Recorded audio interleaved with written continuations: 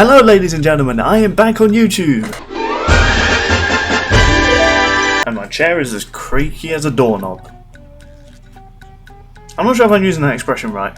So people, it is a new year. I have taken a long break, a whole month of a break. In those months though, I have of course still been streaming on Twitch. I feel comfortable streaming on there again. I'm thinking about also maybe switching up a bit now and then, you know. One week I stream on Twitch, one week I stream off YouTube. I've always found Twitch a bit more easier though than streaming off YouTube. I've also been planning out what games I want to play this year. Either be old school games, new games. I'm still looking forward to Dying Light 2. And of course I'm looking forward to just finding all sorts of games online, just playing them for one-off videos. But of course, that is not what this video is about. No, Sonny Jim. This video is about celebrating 2 years of doing YouTube. I'm gonna stop doing that accent. Yeah, 2 years of doing YouTube videos and nearly at 200 subscribers. I'm not usually a person that plans for when I reach a milestone really. If I reach a milestone usually I'm just like, yay! Confetti, fireworks, pew pew pew.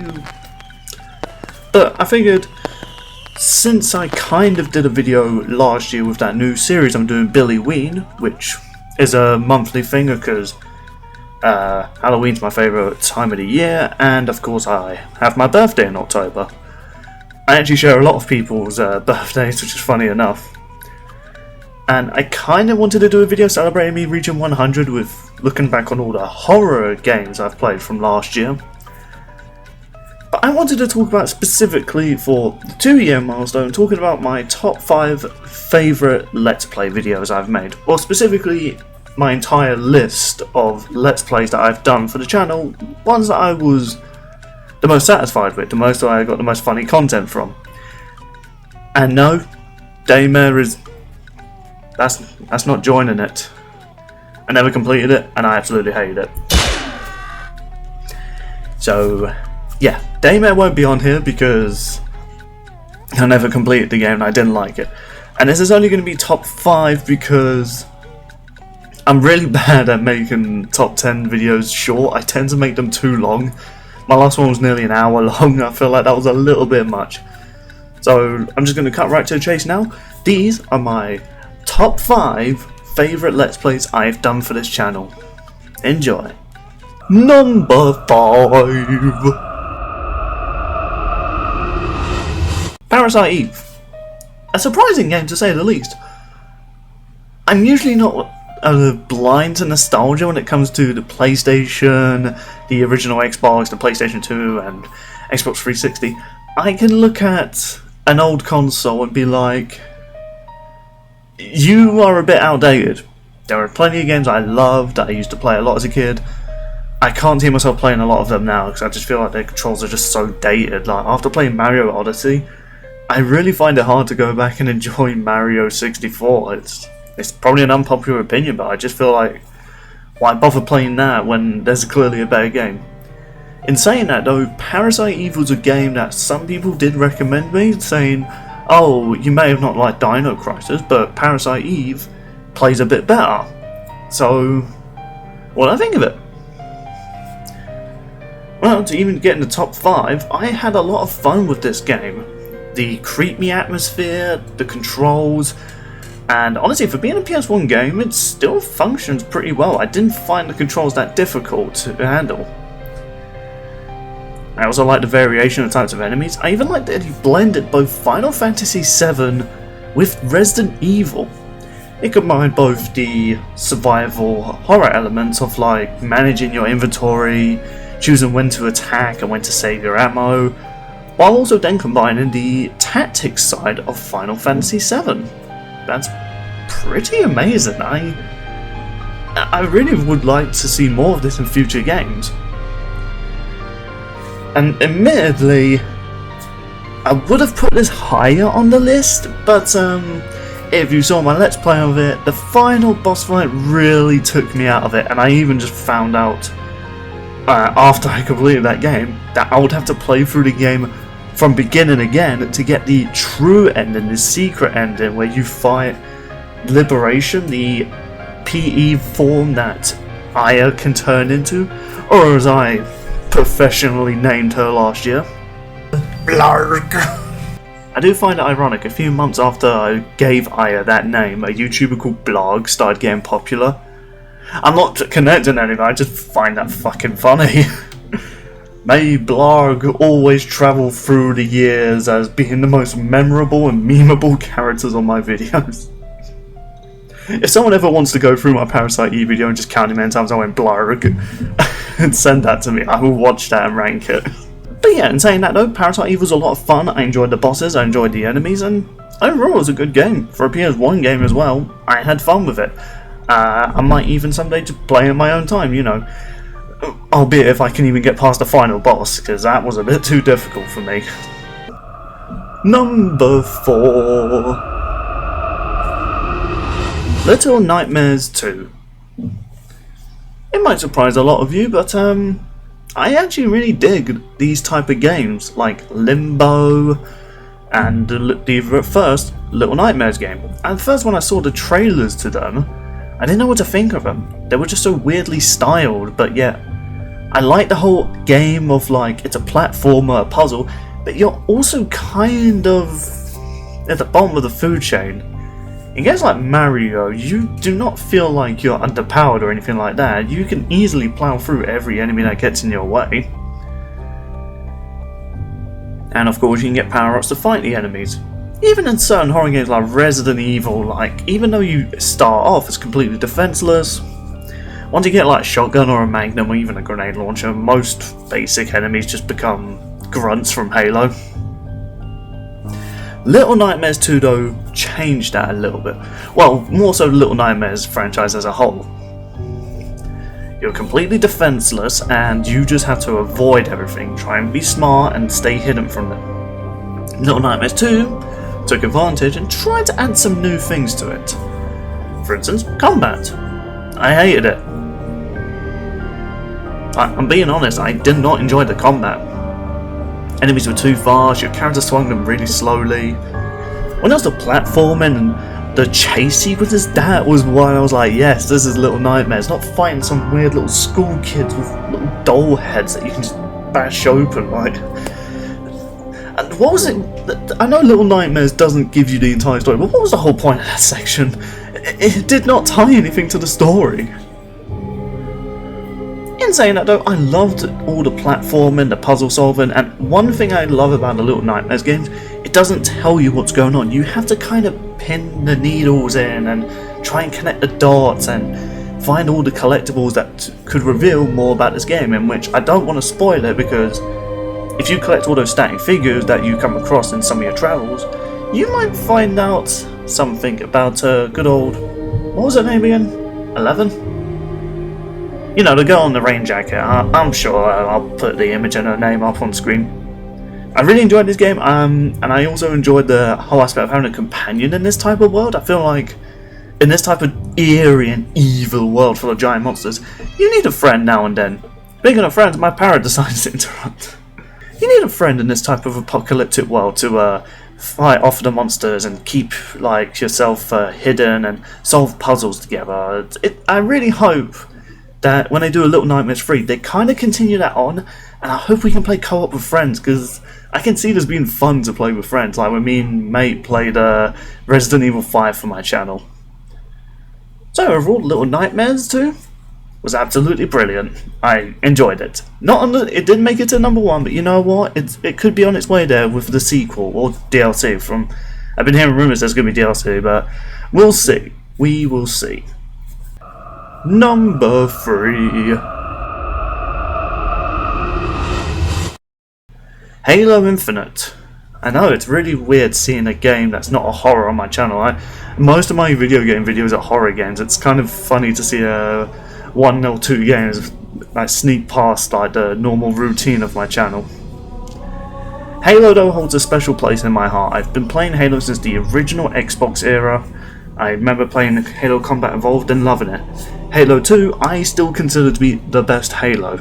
In terms of campaign, I know people still have a soft spot for Halo 3's multiplayer and Halo Reach, and I enjoyed the customization of those multiplayer. Those a bit. it can be off and on. I would take playing Halo 2 any day over, say, Halo 3 or Halo Reach. In terms of multiplayer, I still enjoy playing Halo 3 and Reach. They're not bad games at all. It's kind of funny, with me and Halo, I don't see there's a lot of bad Halo games, really. I know people are split on Halo 4 and 5. I just think the story-wise, Halo 4 and 5 are really inferior. But gameplay-wise, I have fun playing them. I'll take playing Halo 5 any day over something like Dino Crisis with its clunky controls. Look, I don't care. I did not enjoy Dino Crisis. Some of my friends have made fun of me for not liking it. I don't like the game, I'm sorry. But Halo Infinite now, that's a game I can love for infinite amount of time. Halo Infinite had this huge new idea for the franchise. Rather than being like a linear shooter full of like enemies you have to fight, minus a few scripted levels of course, 343 wanted to redeem their mistakes of Halo 4 and 5 and wanted to bring Halo into the open world. Did they succeed? Absolutely. I do think they should have maybe spent a bit more time on it for this year with there's no co-op mode, there's no Forge, and the multiplayer is still in a bit of its beta phase, at least that's what I think. Admittedly, when you compare the multiplayer to something like Battlefield 2042,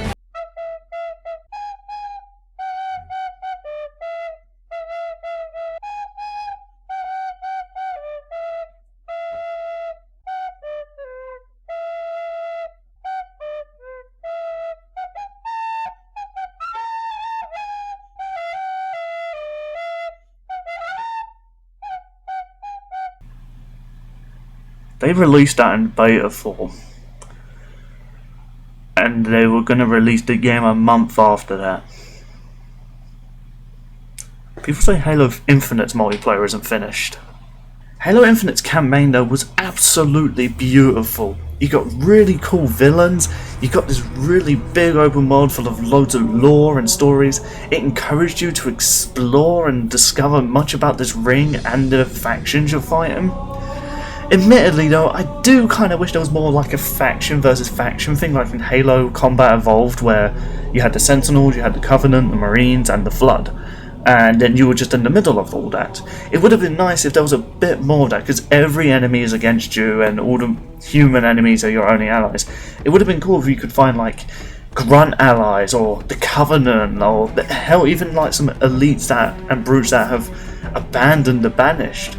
That would have been really cool, and you could like place down your own like little units at like little fobs to defend them. I know, I'm getting a bit nitpicky. I still love this game, it's fantastic. I love the open world, I love taking companions out and liberating bases, saving other Marines. I enjoyed the story. Escharum was a really interesting Halo villain, not on the same level as like Atriox or Tartarus or the Prophets. He was still an entertaining villain. I was interested in learning more about him through all the audio logs I was finding on him. And his boss fight, probably an unpopular opinion, his boss fight was way better than Tartarus in Halo 2. Listen people, if you're going to boo me, you are aware that I said Last of Us Part 2 was good, so take my opinion with a grain of salt for all I care. But Escherum's boss fight was so cool, like, you had to really keep your distance while also trying to land a few good hits in on him. He had like a really powerful gravity hammer, which by the way was so satisfying to use on the final boss. The fact that I took her out in like only 3 hits because of his hammer was amazing. Like, I encourage you to hold on to his hammer when you defeat him and use it on the final boss fight. Trust me, you'll see why. Of course though, Halo Infinite had its fair share of problems. I didn't encounter a lot of the glitches that a lot of people posted online. I had fun with the majority of the campaign. The only reason it's lower on the list is just because these other games I just enjoyed much more and they provided more fun content when I was editing them. So, let's move on to number 2. Number 2! Resident Evil 4. I bet most people were thinking I was either going to put Resident Evil 3's remake on it or Resident Evil 5 on here that I played with your anime, and don't get me wrong, I had fun with those videos, and I had fun with those games. They came with their fair share of problems, and many of them were ruined by their endings. In both Resident Evil 3 Remake and Resident Evil 5, I just lost my enjoyment of those games. Well, I kind of enjoyed a bit more of them in my own time, but it was really hard to enjoy them on my first time on my Let's Play, and that's why they're not higher on the list. Still had fun, but only for different reasons. Resident Evil 4 though, I had a blast from beginning to end. First mission introduces you to pretty much your basic enemies, but then as you further get into this game, you discover new enemies and new types of monsters you encounter. And this game goes on for a long time and it's filled with so much content. It can be scary, it can be action-packed, all the bosses was unique, albeit I was a bit annoyed they did kind of reuse some bosses a few times, like El Gigante is used a total of 4 times, 1 excluding if you didn't go down a certain path. Yeah, I don't know, I just kind of enjoy it when there's more bosses that aren't just throwaways or just updated versions of their previous form. Sometimes I know that's a taste for some people, they just like to see bosses get stronger and stronger. I like more unique ones. In saying that though, every final boss at the end of each stage of Resident Evil 4, there was unique villains with unique abilities, and you just had to be smart about where you shot them. Sure, some of them you just had to shoot them enough times till they eventually died, but you had to be sometimes smart with certain bosses. Some of them had special abilities like hiding in an armoured case, so you had to force him out of his case so you can shoot him. There's one with an instant kill move, so you have to move out of the way before you just get completely annihilated, while also avoiding his minions. And my goodness, Sadler, my god, what an entertaining Resident Evil villain. Albert's cool, don't get me wrong, but Sadler just has this snarky tone from the very moment you meet him to the very end. Even when you're about to defeat him, after you've obliterated his entire army, he's just still so sassy. I love it. I want more villains like him that just enjoy being evil and tormenting. Seriously, even if this man was a politician in real life and he was such an evil bastard, I would vote for him.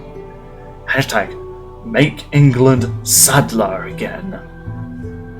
Although, given the fact he puts parasite into people's brains and forces them to work for him, I'm not sure I'd really want him as a politician. Still better than this guy. And don't get me wrong, I love this game, it was so fun to play, but there is just one game that I absolutely loved, and I had so many great moments recording it. So let's move on to number 1. Number 1. Oh god, I heard you hers to do it, I've got to stop singing like that. Resident Evil Village.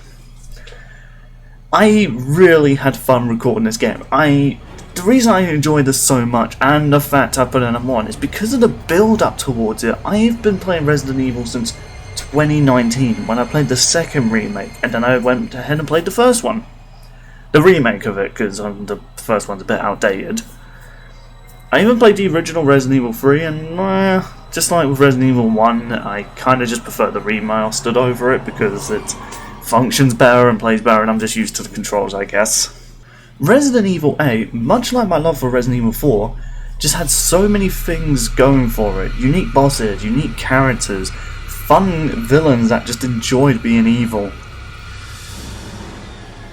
It carried on a lot of things from Resident Evil 4, like a merchant that would give you weapons and upgrades, which I absolutely love, and I feel like more Resident Evil games should utilise on this, because yeah, admittedly, it does take away what the original was like, where you had to be careful with your ammo and not just go ahead and start blasting everything.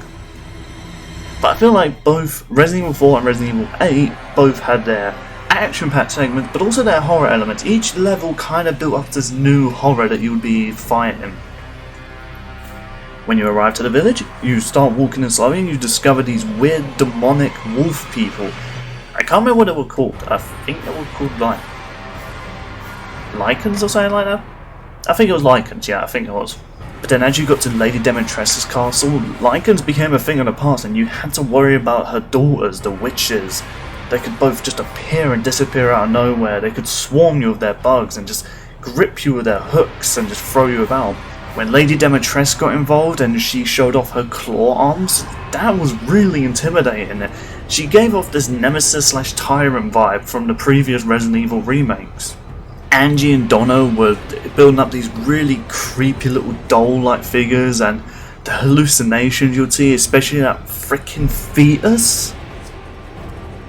How was I allowed to show that on YouTube, yet I can't show Abby's nipples? Carl Heisenberg was showing off these Frankenstein-looking monsters with like drill arms, and the further you got into the level, you just saw their progress into like a more like Titan-like monster. They start off as your typical zombies with a few metal implants. It's like, big deal. And plus your heart's exposed, so I just need to shoot that, and then they're not really intimidating when you first meet them.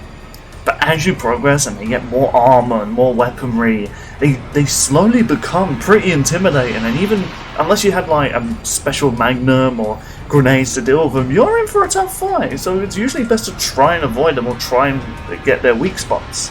Moreau, there wasn't any unique monsters on his side aside, you know, Lycans again, with some of them wearing certain armor over their heads so you couldn't instant kill them. But his fight, when he turns into that giant sea monster, if you have a phobia of giant creatures in the water, Maru's your boss, and his boss fight was really entertaining, with you having to avoid his acid rain. You had to go around and like get rid of barriers so you could run away from him, otherwise he would kill you instantly.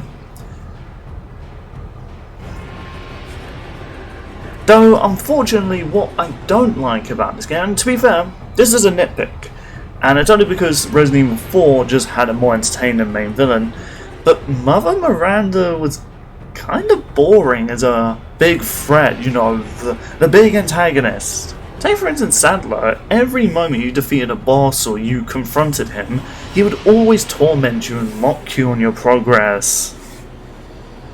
Miranda didn't do that. You speak to her once, well technically you speak to her more times, but she pretends to be this old lady that you ask for where's your daughter, and she helps you get to your daughters.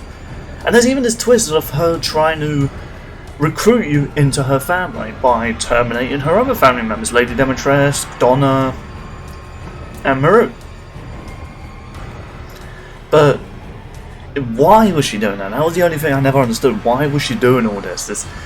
Did she have like some evil scheme like with us? It was never revealed, or if it was revealed in notes, then I missed it. But I feel like it's a very crucial thing to leave in a secret note that you might just miss on your scavenging hunting. But honestly, that's my only complaint. I don't say the game's perfect. There's no it's flawless. There's obviously some glitches that could happen. I think I encountered one where I just got shot across the entire battlefield when I was fighting Maru. Okay, and then we do you. Alright, is it timed? Oh! Where did I go through space and time? Albeit that was a really funny glitch, even though I died from it. It's still funny. But I loved Resident Evil 8 Village. It was great. It was fantastic, and it's probably one of my favourite games I played for the channel. The build up to it, and you know, just becoming a Resident Evil fan. It's crazy how I never played this game during the PS1 or PS2 era, yet I absolutely love this game. And I'm looking forward to more games I'm going to be playing from this franchise, including spin-offs. I downloaded Resident Evil Code Veronica because that got given to me on free on Xbox Gold, so I'm going to see if I'm one of the people that really love it or really hate it. It's rather divided, so I'm looking forward to playing that. And so, that brings us to the end of this video. My first proper video for the start of this year, and I'm looking forward to playing all sorts of games, recording podcasts with my mates, and just all in all, just enjoying bringing content to you guys. We're nearly at 200 subscribers. I've nearly been doing this for 2 years. I can't thank you guys enough for watching my videos. I haven't really found the motivation of wanting to continue doing YouTube videos in the past. I did those animations years ago in Crossover Clash, and truth be told, I just didn't feel motivated, and many of the comments I received for those videos were never positive, really. I got some positive comments, but most people just got angry at me, and just because of how the animation ended, really. So to do another YouTube channel that brings in more positivity and brings more fun for everyone, I'm really enjoying all the content I'm bringing you guys, and I'm enjoying making it. I've not really had like a burnout doing these videos, and honestly, I haven't written anything down for the script. I just ended it there. So, thank you so much for watching, and if you enjoyed what you saw in this video, be sure to share the video around and get the channel growing. Happy New Year, and let's get on to some more silly billiness.